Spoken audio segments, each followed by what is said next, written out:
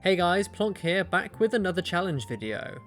I'm really sorry for the delay in the last one. There were a couple of things beyond my control, stopping the video from coming out on its intended release date. I'll try and make sure this doesn't happen again. If you haven't seen it yet, then please check it out after this video. I was actually really happy with how it turned out. Back to today's video. If you followed my channel for a while, you may remember a series I did on Pokemon Ultra Red. It's a ROM hack that gave every Pokemon a new regional form. In those videos I did a monotype run with each starter and their respective types. Well, there's another ROM hack out there that's actually very similar to Ultra Red, but on the Generation 2 games.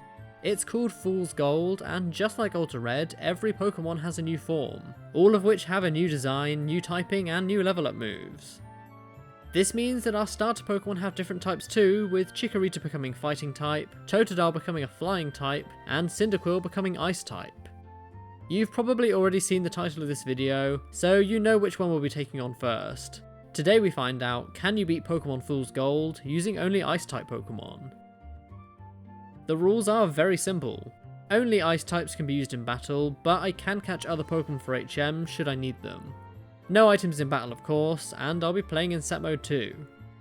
Shout out to these people for finding DD. As always, he's hiding away in this one, so if you see him, comment down below with the timestamp for a chance to be featured in the next video.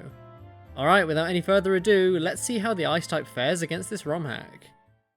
I start the game, pick the female character, and call her Kookaroo. Comment down below if you get the reference. I, of course, pick Cyndaquil as my starter. It's a pure Ice type, and I actually really like how this Pokemon looks. I then beat our rival, who I of course name Zwigo. I'm running out of Zwigo jokes. Zwigo bad. Yeah. I can then actually catch a new Pokemon straight away. In the second route we can access, you can find a Skarmory. This is a very interesting design. It looks like a fusion of Skarmory and Onix. It's a Rock and Ice type, so this could be a great addition to the team. Before the first gym, I evolve Cyndaquil into Quilava, and even get another new team member. In Violet City, someone offers you an Oddish in exchange for a Yanma. I can catch one of these already, so I make the trade. It's a Grass and Ice type, which should give us some much needed coverage. We then challenge the first gym leader Faulkner, but he was just a joke. We roll through his entire team using Skarmory's rollout. Very easy first gym, there's really nothing more to say here. Bugsy wasn't much more difficult either. His first two Pokemon Ledibur and Scizor, yes he actually has a Scizor, go down easily to roll out, however we do miss against the Venonat, meaning we take 2 whole hit points of damage before starting the rollout chain once again. Her final Pokemon is a Sneasel, believe it or not this is a Bug and Dragon type, but we just easily KO with another rollout for the win. We also face off against Zwigo, but this fight was really easy, so I'll skim past this. Instead, let's move on to our next team member, which just so happens to be inside the odd egg. I hatch it, and inside is a Smoochum. This loses its psychic typing, becoming pure ice. I guess you could say it's a ice baby. I'm sorry. I don't have much of a use for it right now, but it should be better when it evolves. I then evolve Holly into a Gloom, and find a shiny Ditto while training. Pretty cool. It's not an ice type though, so I can't use it. I then face off against Whitney, but she wasn't too much of an obstacle either. First up is Porygon, which is a normal and water type. This means our ice moves don't do a whole lot of damage to it, so instead I just spam quick attack with Quilava. We take a bit of damage from a barrage of water guns, but it does eventually go down, and next up is Snubbull. I go for Powder Snow and actually get a lucky freeze. This is a fighting type, so it could really do some damage otherwise. One more takes it down, and Coughing, amazing design by the way, faints to a single Powder Snow as well. Her last Pokemon is a Mantine, another very strange design, but I kinda love it. It has really impressive special bulk and a super effective hidden power, so we just fall short of a knockout before fainting ourselves. Smoochum is just tanky enough to take a hidden power though, and finish it off with one more Powder Snow for the win. Before facing the next gym, we have to battle Zwigo once again. He leads with a Steel-type Weepinbell, so I send in Skarmory and try to set up another rollout chain, and we're actually able to bring it all the way down to the red before we fall to a couple of Bubble Beams. I switch in Holly and finish it off with an Aurora Beam, and next up is Bayleaf, who gets brought to the red with a critical hit, before landing a powerful Vital Throw. We still easily take the hit though, and finish it off with an Absorb, and his final two Pokemon Magnemite and Zubat both fall to an Aurora Beam each, winning us the fight.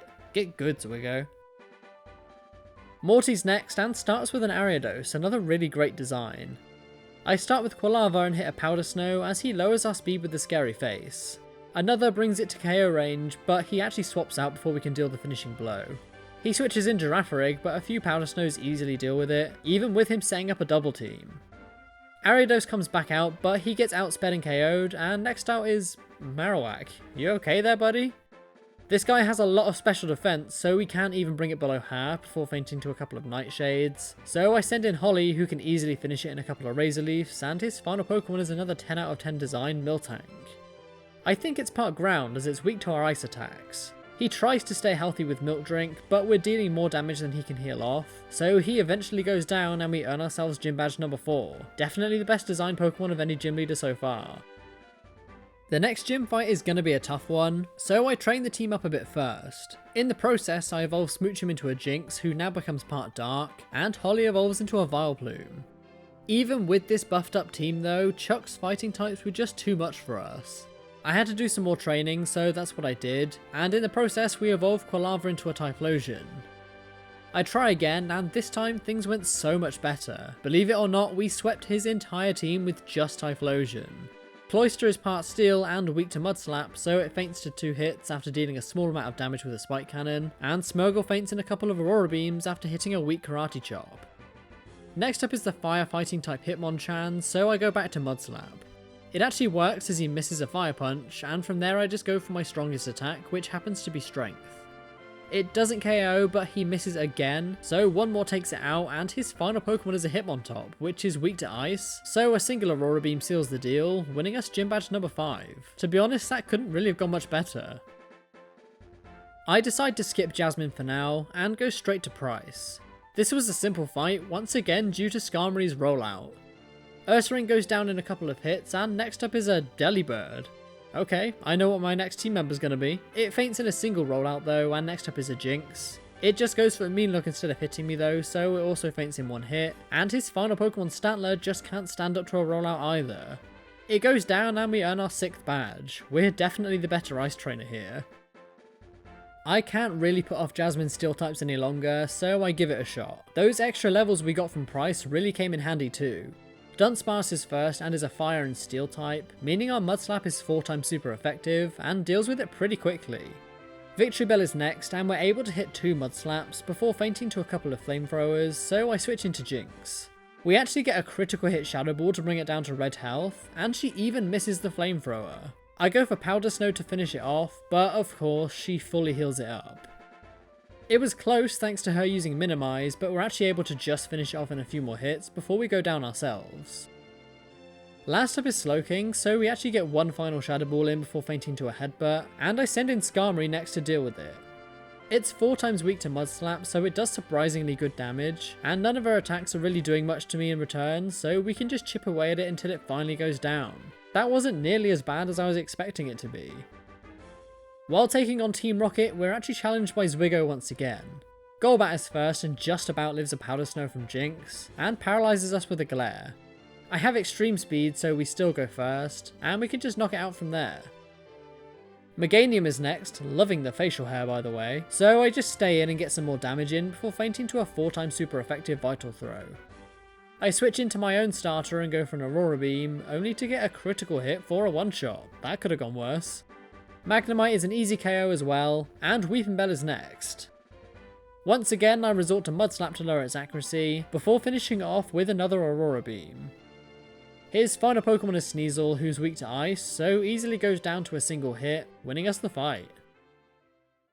I'll skip over the Team Rocket stuff as we win pretty easily, so we can resume our journey where I catch my final 2 team members.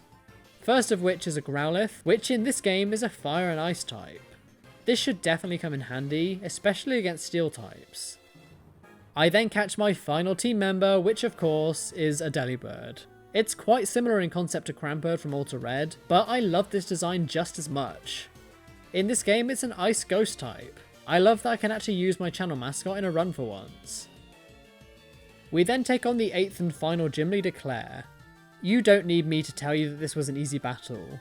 Her dragon types are weak to ice, so we weren't really in any danger. In fact, Delibird deals with her first 2 Pokemon Nidoqueen and Lapras easily, but ultimately falls to Muck.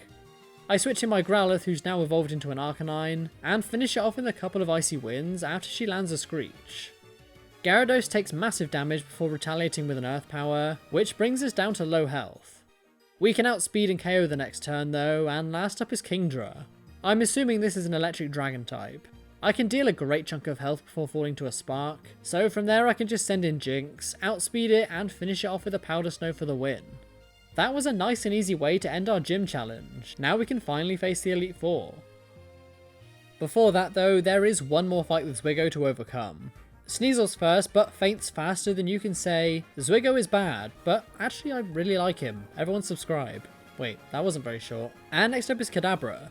I still don't know what type this thing is. Rock Dark maybe? It just survives an Icy Wind and Bite, bringing us to low health before we finish it off. Meganium takes us out after tanking an Icy Wind, so I send in Delibird, who's immune to fighting thanks to its ghost typing. A couple of Aurora Beams take it out no problem, and next up is Victory Bell. Thanks to a critical hit, we're able to bring it down to about 25% of its health, before we faint to a couple of Flamethrowers. I send in Typhlosion, who has the super effective dig, so we can just clean up from there. Magneton barely lives an Aurora Beam and hits back with a Tri-Attack, even paralysing us in the process. Thankfully we have Ice Shard though, so we can still move first and take it out easily. Golbat is last, and this was a bit of a to and fro, mostly because of us getting flinched and paralysed, but we did eventually knock it out in a couple of hits, winning us our final fight against Zwigo. Now we've arrived at the Pokemon League, let's look at our final team. Overall, I actually really like the team we've ended up with. To be honest, there are a couple of weak links. Jinx isn't particularly good, and Holly's not really been doing much lately. On the other hand, Skarmory has been great overall, Typhlosion is a solid starter Pokemon, and I really like our new team members Arcanine and Delibird.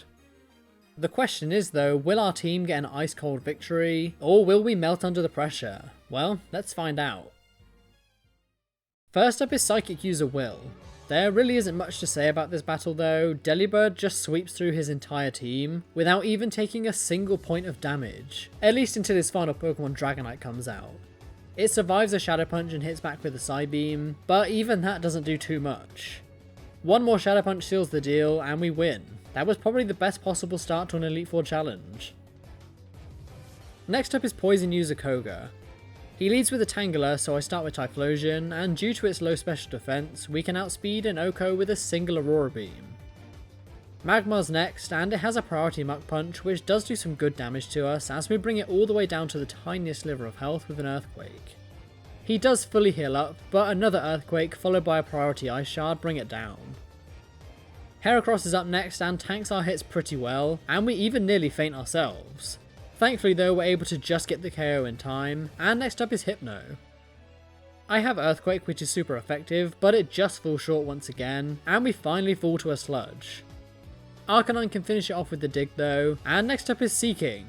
What a design that is. Icy Wind doesn't do too much and we get hit by a Toxic, so I go for Bite. Not only is it super effective, but we also get a critical hit to ensure that that thing stays dead. Last up is Macago, and this thing has a lot of defense. He even boosts those defenses even more with Amnesia and Defense Curl, so this could have been a real threat, but then he decides to go for self-destruct, and that was his last Pokemon. Okay, I'll take it, I guess. Next up is Bruno, and I was genuinely worried about this as we're weak to fighting, but it would appear that Bruno actually is a ground type user in this game. That is fine by me. Delibird one-shots his first Pokemon Jumpluff, who's 4 times weak to ice, and next up is Politoed. Aurora Beam deals about half, but he uses Perish Song, so we don't have long before we need to get out of there. We can take it out with one more though, and next up is Mr. Mime. Once again I go for an Aurora Beam, but he actually uses Baton Pass, switching into Steelix. Our Perish Song timer is at 1, so I need to switch now, so I send in Jinx, as he just decides to use Sandstorm. I target its weak special defense with a Powder Snow, and it's going to be a 2-hit KO, and instead of attacking, he uses Toxic, so one more takes it down easily, and Mr. Mime comes back out again. It just instantly falls to a Powder Snow as well though, but next up is Poliwrath, who shrugs off our attack like it's nothing, before taking us out with a Vital Throw. I send in Typhlosion and we get another critical hit to finish it off, and now we're down to his final Pokemon Togetic, which by the way is one of my favourite designs in this game. A good design doesn't save it from a super effective Aurora Beam though, as it gets brought down to red health, and his magnitude really doesn't do much, so we can end the fight with one last Aurora Beam, and now there's just one more member of the Elite Four left to face. Karen starts off with an Electabuzz, who I'm assuming swears it's not just a phase. I send in Typhlosion and go for Aurora Beam, which doesn't quite do half, but she just goes for Screech. I follow up with the second one and we get yet another critical hit. We've been getting quite lucky with our crits recently. Next up is Alakazam, who I thought was a Dark Rock type, meaning weak to Earthquake, but apparently it's not. Maybe it's just pure Dark?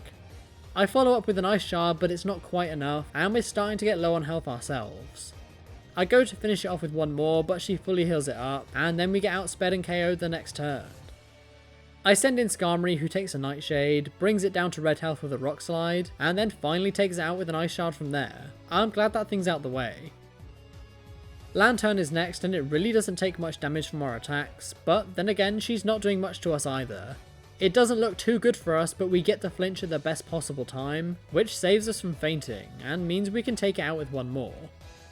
Next up is Sandslash, who does take us out after we deal one more parting shot with an Ice Shard, so I send in Holly, who has no problems taking a few hits, and in return knocks it out with a few Aurora Beams. Blissey is next and unfortunately outspeeds us, taking us out with a Sludge Bomb. I send in Arcanine and target its lower defense with a Flame Wheel, but it doesn't do anywhere near as much as I was expecting.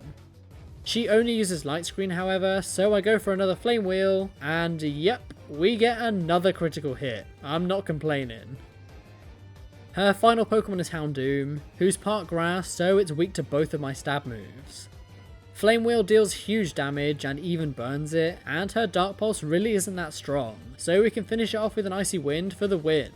We've now beaten the Elite Four, and now all that's left is the champion Lance. He's a Dragon user, so this should be easy, right? Wrong. Turns out he isn't a Dragon user in this game, he's more similar to Cynthia, using a variety of types. First up is Fortress. Yep, that is actually a Fortress. I start with Delibird and go for the priority Ice Shard, dealing big damage. He hits back with an Air Slash for a decent chunk as well though, but easily faints to a second Ice Shard. Next up is Skarmory, so I decide to switch into my very own Skarmory, but I guess Lance had other ideas as he switches immediately. He sends in Wobbuffet, who in this game is a fighting and psychic type, so I switch back into Delibird, who's immune to Aura Sphere. I then hit a Shadow Punch for just under half, as he goes for Miracle. Thank goodness our move was physical. Another one brings it to the red, but he goes for Destiny Bond, and I don't want to faint here, so I switch into Typhlosion. He goes for Destiny Bond again though, but I'm sure he's going to use Aura Sphere this turn, so I send in Delibird for the third time this match, and thankfully that is what he does. This means I can easily finish it off from there, and Skarmory comes back out again. Once again I send in my own Skarmory, as he actually misses a Rock Slide, giving us the chance to land a Mud Slap to lower its accuracy. He does successfully land a Rock Slide before that though for about 50%, but next turn we both miss our Rock Slides, although he does end up landing a second one the next turn, bringing us down to just 2 HP. We land ours, and then he misses his again, then we land another one to bring it down to KO range, and then he misses again. We can then finally take it out with our final Rock Slide power point, and next up is Octillery. I just get a little bit more damage in with Ice Shard before fainting, and then send in Delibird. We get a critical hit Shadow Punch for a great amount of damage, but he brings us down to red with the Giga Drain, healing up some HP as well. I land one more hit before we go down, and then send in Typhlosion to finish it off. Next up is Tyranitar. What the hell is even that? This thing is an absolute monster. It takes an Aurora Beam like it's nothing, and hits back with a Thrash. He's locked into that move now, so we can hit a couple more times before we faint, and now he's confused as well. I had hoped that Arcanine's Icy Wind would be enough, but alas, it wasn't. He does choose to go for Scary Face instead of damaging me, and now he's one hit away from fainting, but you know what's coming. I start spamming Flame Wheel, and we do actually end up racking up a decent amount, before eventually fainting to a few more Thrashes. I send in Holly, whose Aurora Beam still isn't enough to topple this beast, but we get a lucky break as he actually ends up hitting himself in confusion, meaning we can finally take it out in one more hit. I am so glad that we have finally got past this thing. Lance's final Pokemon is Ampharos, which luckily for me is weak to ice. He outspeeds us, but his moves really aren't doing a whole lot, so 2 Aurora Beams seal the deal, and we've done it. We beat Lance, and beat Pokemon FOOL'S GOLD using only ice types. Well, yes, but actually no. Just like regular Crystal version, this game has all of Kanto to explore and conquer. I'll spare you the gym fights as they weren't overly challenging, and instead let's fast forward to the secret final boss of this game, Red. He leads not with Pikachu, but with a flying dragon type Fearow. It outpaces my entire team, I'm pretty sure, so I just lead with Typhlosion and KO with a priority Ice Shard from full health. Next up is Snorlax. That is my favourite design ever. It's a pure fighting type and apparently has no moves to hit ghost types, so I can slowly chip away at its health with Delibird until it finally faints. This thing could have been a real threat to my entire team otherwise. Venusaur is next and is a grass and fire type. I get some small damage in with an Ice Shard before fainting to a Flamethrower, and send in Skarmory. He starts charging a Solar Beam, which gives me the perfect opportunity to throw some mud in its face and lower its accuracy. I then start hitting Rock Slides, and thanks to him missing the Solar Beam, 2 of them plus an Ice Shard take it down. Blastoise is next, and we get some good luck as he misses the Hydro Pump, allowing us to hit a Mud Slap.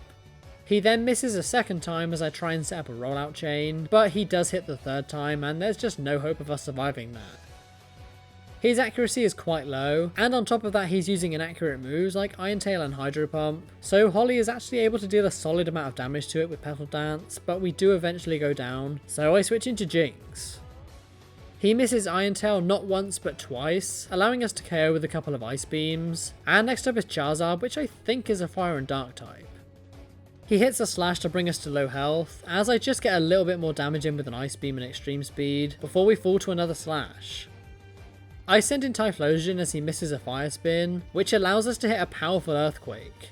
It's going to be an easy 2-shot, and we even survive the crunch the next turn with health to spare, so Charizard falls to 1 more Earthquake, and now we're down to Red's final Pokemon, the Ice-type Raichu. Thanks to him using agility, we're able to get a few hits in. We even survived the blizzard to get some more final damage in with an Ice Shard before we faint to another blizzard. We've pretty much got this in the bag though, as Arcanine 4 times resists his ice attacks, and in return we easily KO with a Flamethrower. Raichu goes down and we beat Red, and we finally complete the run. Well, I've got to say, I enjoyed this ROM hack a lot. Regional forms are one of my favourite aspects of Pokemon, so it's no surprise that I enjoy games like this in Ultra Red. As for this team, I was really happy with it overall, especially in the case of Typhlosion, Arcanine and Delibird. There's still 2 more starters to cover in this game, so which would you like to see first, flying or fighting? Leave a comment down below and whichever one gets the most responses will be the one I choose. Join me next time for a brand new Hardcore Nuzlocke, and after that will be the next installment of our FOOL'S GOLD monotype series. Before I go, if you enjoyed this video then please give it a like, and subscribe if you're new around here. We're approaching 35,000 subscribers, which is insane to me. Honestly, thank you all so much. That's pretty much all I've got for you today, so as always, thank you all so much for watching. Until next time.